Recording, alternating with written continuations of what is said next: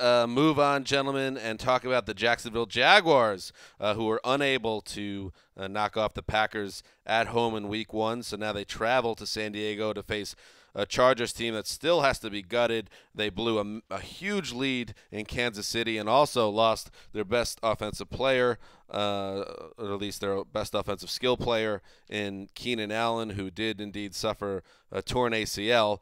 So they got to hold court here, Mark, and if they don't, you start to get the feeling it could be a bad season in San Diego. I don't like this matchup for San Diego. I don't think that there's a whole lot separating these two teams, but there's a lot to like about the Jaguars right now. And for me, it starts with Jalen Ramsey on defense. This guy is going to be an absolute star. He is nasty.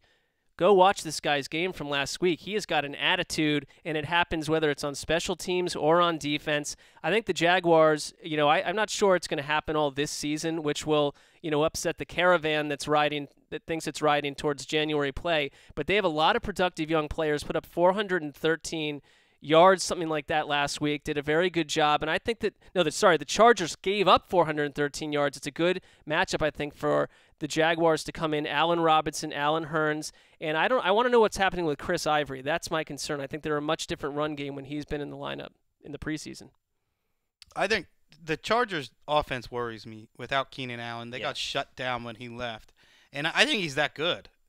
I know that Phillip Rivers is talking up Tyrell Williams, who's athletic, who has potential, but it's a lot different from going from a guy like Keenan Allen, who was giving a high-quality cornerback like Marcus Peters fits in that game. Right. When you're suddenly counting on Tyrell Williams to be your co-number one receiver, you're in trouble because Travis Benjamin's not a number one receiver. He is sort of not a one-trick pony, but Travis Benjamin does one thing really well. Right. You're gonna spread it around. Antonio Gates didn't have a good week.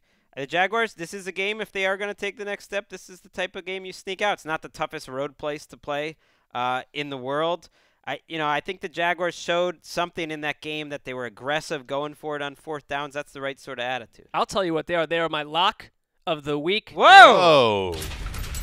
And I get it. Why would you take an 0-1 team that's been historically a disaster of late on the road? But I believe it, and I think they're going to win. This Jacksonville team is going to be frisky. Had they gotten they got a bomb dropped on them against Green Bay last week, I'd be all out. But I think that they showed up.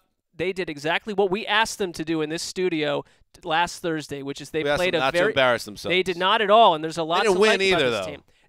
They did not win. They played a great team. This is not the Green Bay Packers. They're going to win this game. Good matchups of good cornerbacks against great receivers in terms of Jackson. I mean, if ever there was a secondary, some cornerbacks who could slow them down, it would be the San Diego one. So it's not going to be easy. Got slowed down last week. Yeah. Again, I also like to lose these locks, I said, Greg, so your point is taken. When does the Joey Bosa holdout end is my question. That's a big loss for San Diego. I think is it? I mean, we don't even know anything about the guy. They could use the pass rusher. Exactly. What he was supposed to bring, they need right now, not 8-9 weeks from now or a year from now. Maybe, I don't even want to talk about it.